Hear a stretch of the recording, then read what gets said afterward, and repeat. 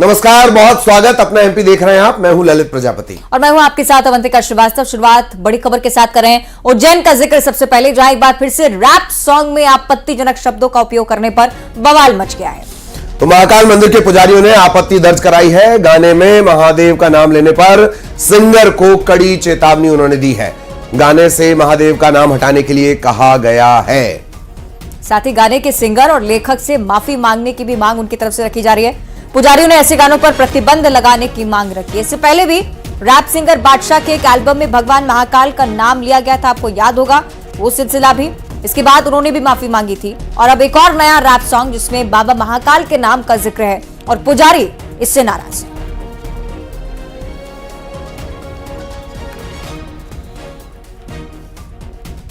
है। Rap song में महादेव का नाम आने पर आपत्ति, पुजारियों ने आपत्ति दर्ज करवाई है। सिंगर और राइटर से माफी मांगने की मांग की गई है। और अवंतिका ने जैसे जिक्र किया, इससे पहले बादशाह, उन्हें भी माफी मांगनी पड़ी थी। शब्द उन्हें हटाने पड़े थे। और अब एक और रैप सॉन्ग, राइटर और सिंगर से माफी की मांग की गई है। तो इस तरह के गानों को लेकर पहले भी आपत्तियां जाहिर की जा चुकी हैं।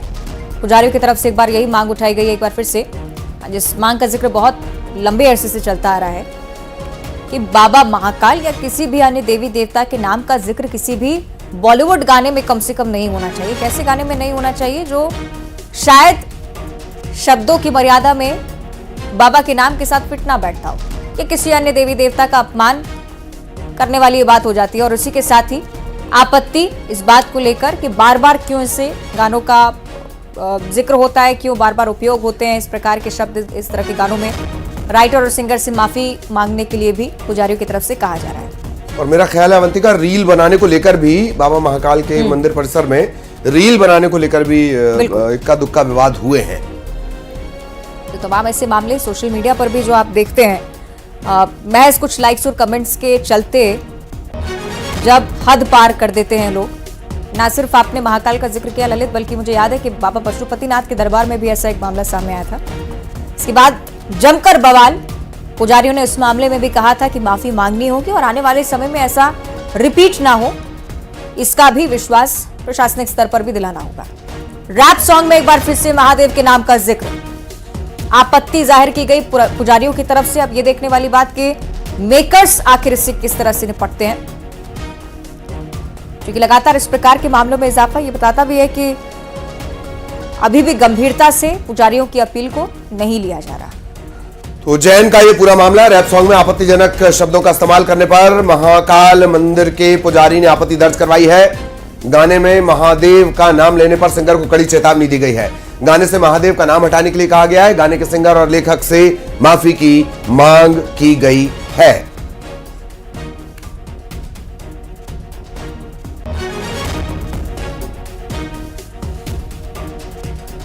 और सीधे आपको लिए चलेंगे उज्जैन। सहयोगी अजय पटवा इस वक्त हमारे साथ जुड़े हुए हैं। अजय, एक बार फिर विवाद महादेव का नाम लेने पर, यह बादशाह के विवाद की याद दिलाता है। जी देखिए, जिस तरीके से YouTube पर ये 10 नवंबर को नया एल्बम लॉन्च हुआ था, जिसको लेकर इसमें भी अश्लील शब्दों का उपयोग किया गया है, साथ में महादेव का नाम का उपयोग किया गया है।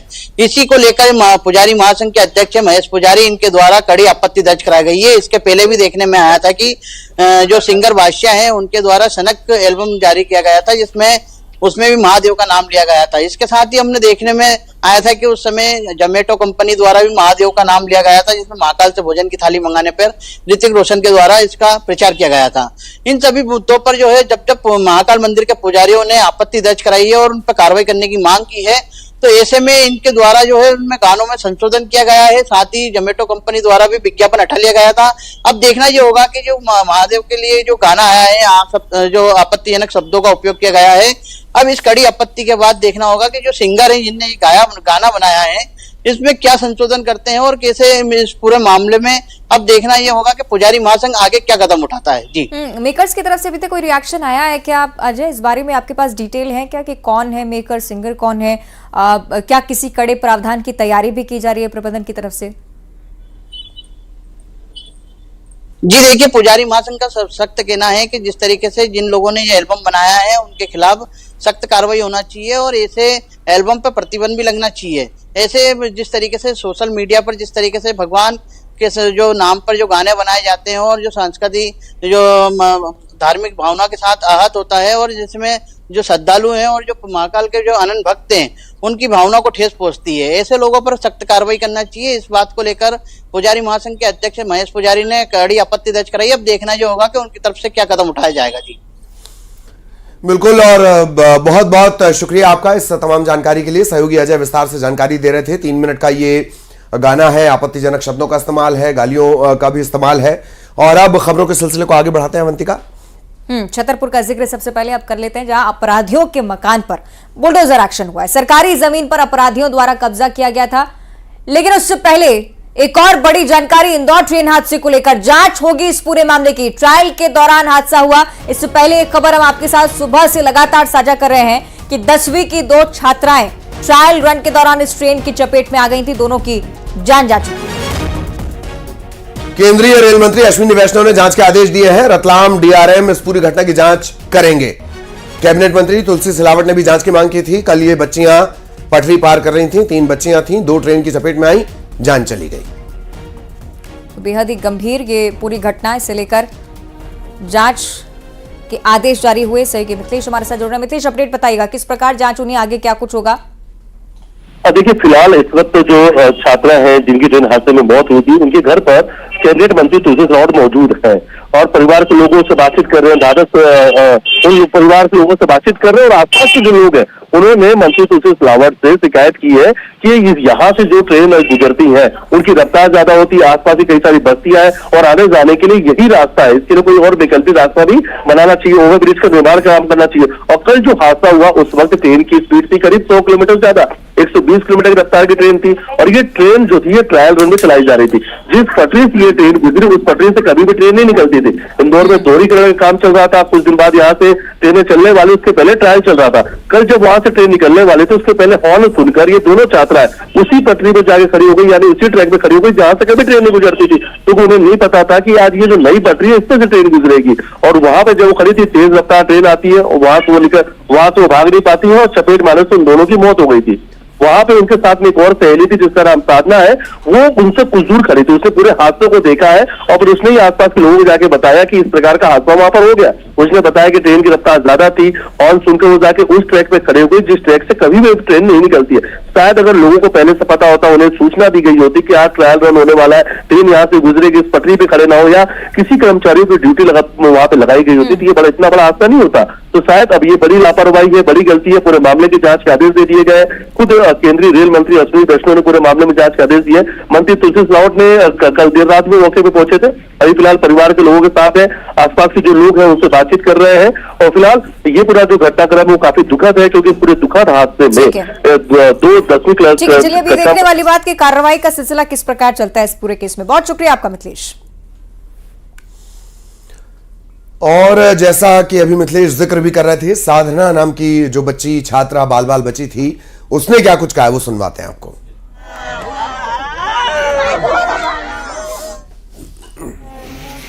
4:30 का कोचिंग में तो हम 4:20 को निकल रहे थे घर से और उधर से आते वक्त जैसे मैंने उन लोगों को आज इधर से आने का मना भी बोला था, लेकिन वो दोनों एक बर्थडे का रीज़न बता रही थी और एक के पैर में कुछ दर्द वर्द था तो वो मना बोल रही थी कि लंबा पड़ जाएगा।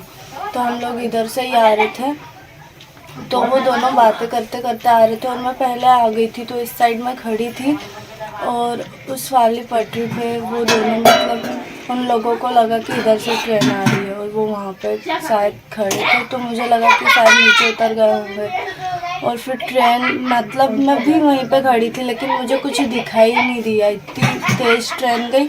और फिर सब वहाँ से घर वाले बाहर निकले जो आसपास घर वाले थे।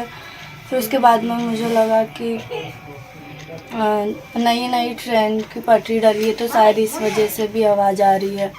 फिर उसके बाद में मैंने उन दोनों को आवाज़ भी दी लेकिन वो मुझे दिखाई नहीं दिए तो मैंने सोचा कि शायद मेरा ध्यान इधर उधर होगा तो वो घर निकल गए होंगे। तो फिर मैं आधे रास्ते में मैंने पूछा कि वो है क्या घर, तो उन्होंने मना बोल दिया। फिर मैं कहाँ पर किससे पूछा था?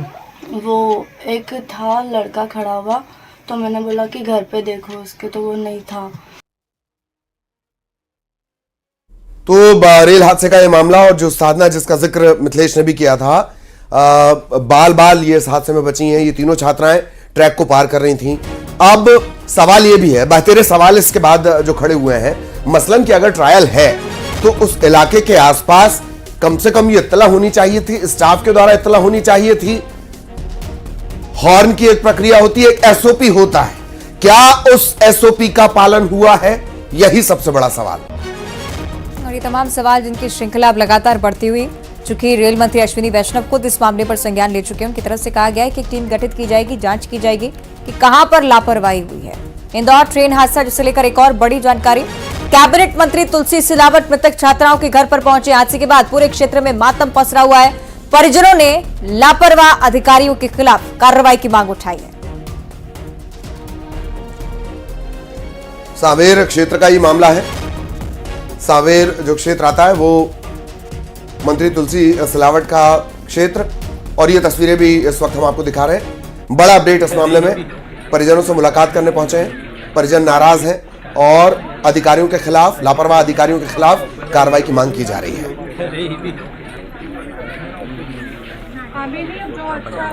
बेहद ही मार्मिक ये क्षण, एक परिवार जो अपनी बेटियों को खो चुका है। हालांकि ढांढस बंधाने का काम लगातार प्रशासन की तरफ से चलता आ रहा है, बट लापरवाही के खिलाफ एक्शन का भरोसा देते हुए कैबिनेट मंत्री नजर आए हैं। बहुत जरूरी ये परिवार की तरफ से भी कहा जा रहा है कि न्याय होना चाहिए। जिनकी तरफ से लापरवाही बढ़ती गई उन पर एक्शन होना चाहिए। ये तस्वीरें आप देखिए, दुखद पूरी घटना। एक तरफ ये तस्वीरें हैं, तकलीफ वाली तस्वीरें, और दूसरी तरफ वो नियम है। रेल मंत्रालय, रेलवे के नियमों के तहत आप पटरी पार नहीं कर सकते, कानूनन ये गुनाह है।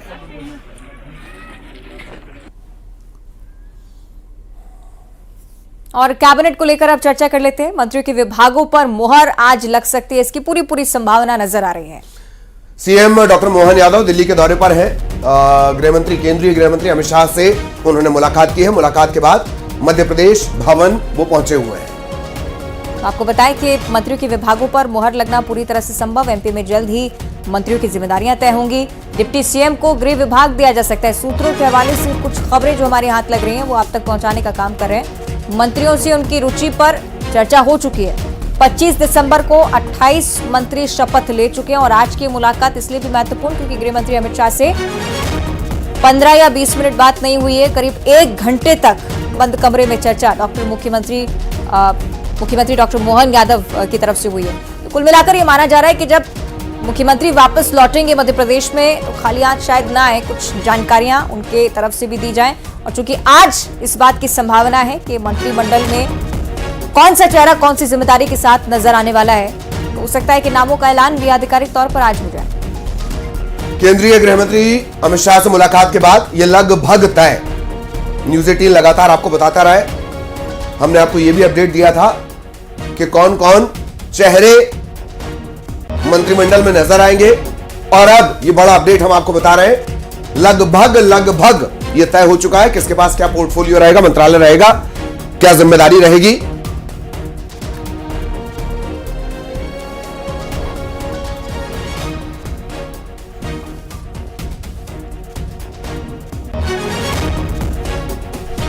चलिए, 2 सहयोगी हमारे साथ जुड़ रहे हैं। शैलेंद्र भदौरिया भोपाल की हलचल हम तक पहुंचा रहे हैं। विनीत सहयोगी हमारे दिल्ली से जुड़े हुए हैं। सुबह से ही डटे हुए मोर्चे पर समझने का प्रयास कर रहे हैं कि किससे आखिर कौन सी जिम्मेदारी दी जा रही है। विनीत, मुझे लगता है कि मुश्किलें इसलिए भी क्योंकि कई सारे दिग्गज लिस्ट में शामिल हैं। हर किसी को कद के अनुसार प्रभार दिया जाना एक बड़ी चुनौती होगी बीजेपी के लिए। क्या चल रहा है फिलहाल वहां पर? जी निश्चित तौर पर अवंतिका, यहाँ पर मैं बताना चाहूंगा कि मध्य प्रदेश भवन में यहाँ पर मध्य प्रदेश के जो मुख्यमंत्री हैं वो यहाँ पर है और यहाँ पर कुछ मुलाकात जो है वो यहाँ पर चल रही है। लेकिन साफ तौर पर यहाँ पर सबसे महत्वपूर्ण बात यहाँ पर यह है कि जब उन्होंने केंद्रीय गृह मंत्री के साथ मुलाकात की, 11 बजे से लेकर के लगभग 12 बजे तक यह मुलाकात हुई, लगभग 1 घंटे की मुलाकात हुई और इसमें सभी नामों पर यह चर्चा की गई होगी कि आखिरकार किन मंत्री को जो है वो कौन सा विभाग जो है वो दिया जाए, किस मंत्री को गृह विभाग दिया जाए, नगर विभाग मंत्रालय किस मंत्री को दिया जाए, साथ ही साथ ग्रामीण विभाग हो गया, स्वास्थ्य विभाग हो गया, इसके साथ ही साथ जिस तरह से रेवेन्यू में मंत्रालय है वो किसे दिया जाए, इसको लेकर के जो चर्चा है वो साफ तौर पर हुई है। इसके साथ ही साथ मैं आपको बताना चाहूंगा कि जिस तरह से अगर हम बात करें कई हेवी वेट्स मंत्री हैं उनको क्या दिया जाए, क्योंकि जिस तरह से मुख्यमंत्री जो है वो अपने साथ कौन से विभाग रखें, इसके साथ ही साथ 2 डिप्टी सीएम हैं उन्हें कौन से मंत्रालय दिया जा सके, इसके साथ ही साथ अगर हम बात करें तो प्रहलाद पटेल हैं, केंद्र से में मंत्री थे, उसके बाद वो राज्य में मंत्री बने हैं, उन्हें किस तरह से जिम्मेदारी दी जाए, उन्हें किस तरह से एकोमोडेट किया जाए। इसके साथ ही साथ कैलाश विजयवर्गीय हैं, पार्टी के राष्ट्रीय महामंत्री थे, उससे पहले भी मध्य प्रदेश में सरकार में मंत्री थे, अमित शाह के खासा करीबी माने जाते हैं, उन्हें कौन सा मंत्रालय दिया जाए, इसको लेकर के चर्चा जो है वो यहां पर चली है। और अब हो सकता है कि जब मध्य प्रदेश के मुख्यमंत्री यहां से भोपाल जाए, विभागों की घोषणा जो है वो की जा सकती है। बिल्कुल बिल्कुल विनीत, लगातार विनीत की नजर बनी हुई है और आपको नजर आ रहे होंगे शैलेंद्र भी। शैलेंद्र, पुरानी तस्वीरें भी हम चला रहे थे शपथ ग्रहण की, तो उसमें अलग ही कद नजर आता है प्रहलाद पटेल का, लंबे चौड़े हैं, पर सियासी कद दरअसल सभी का बहुत बड़ा है। यही वजह है कि अंदर खाने हलचल होनी नहीं चाहिए। शैलेंद्र।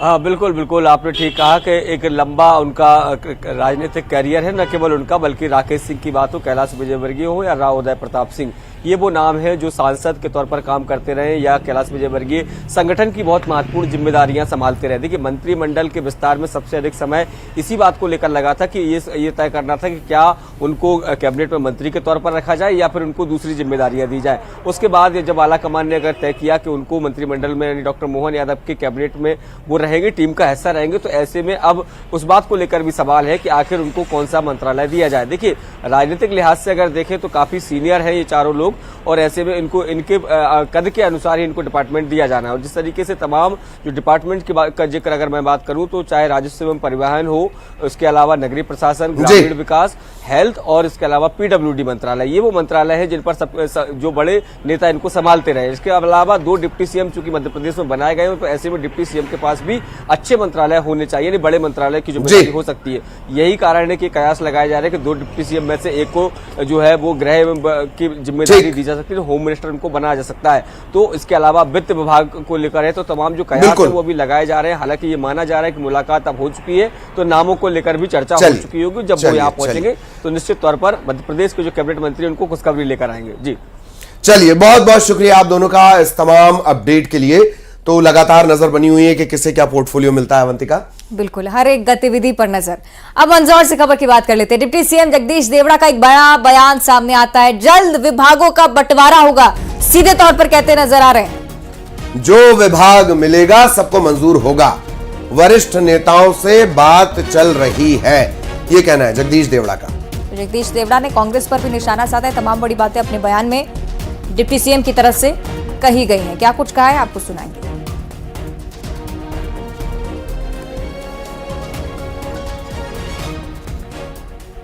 तो जगदीश देवड़ा,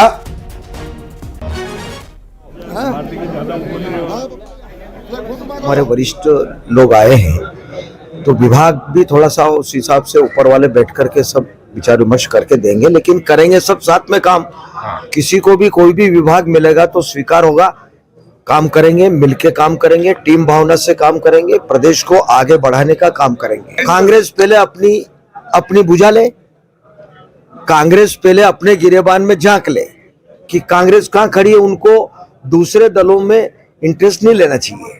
सरकार भाजपा की बना दी, उनकी दया से नहीं बनी है सरकार। सरकार बनी है प्रजातंत्र में जनता के आशीर्वाद से। जनता ने भरपूर आशीर्वाद दिया और उनको एक तरफ कर दिया, तो अब उनको उनका समझ लेना चाहिए कि हम कहां खड़े हैं। क्यों बीच में कर रहे हैं, वो दाल भात में मुसलचन वो कर रहे हैं बीच में। भारतीय जनता पार्टी सक्षम है, सरकार सक्षम है, सब काम अपना कर लेगी, कर ही रही है। और कुछ और खबरों का रुख करेंगे। छतरपुर में आरोपियों के मकान पर चला है बुलडोजर, सरकारी जमीन पर कब्जा करके मकान बनाया गया था। बुलडोजर एक्शन करने में भी निगम ने देर नहीं लगाई। हत्या के आरोपियों के अवैध निर्माण को प्रशासन ने ध्वस्त कर दिया। बिजावर के अलीगंज मोहल्ले में प्रशासन का ये बड़ा एक्शन, मौके पर भारी पुलिस बल की तैनाती, जिससे अगर स्थिति बिगड़े तो संभालने के लिए भी पुलिस पूरी तरह से मुस्तैद हो। ये तस्वीरें हम आपको दिखा रहे हैं बुलडोजर एक्शन से जुड़ी हुई। निगम का अमला पहुंचा, अवैध निर्माण को ध्वस्त किया। अपराधियों के मकान पर बुलडोजर चलाने के निर्देश बहुत पहले से ही दिए जा चुके हैं मध्य प्रदेश में, और सिलसिलेवार इसी प्रकार आप हर जिले में कार्रवाई का दौर देखेंगे। अपराधियों पर लगाम लगाने का ये एक अनोखा तरीका जो मध्य प्रदेश में एक बार फिर से जोरों पर है। और भारी भरकम पुलिस बल भी यहां तैनात है ताकि कहीं कोई अप्रिय स्थिति बने तो उसे काबू कर लिया जाए।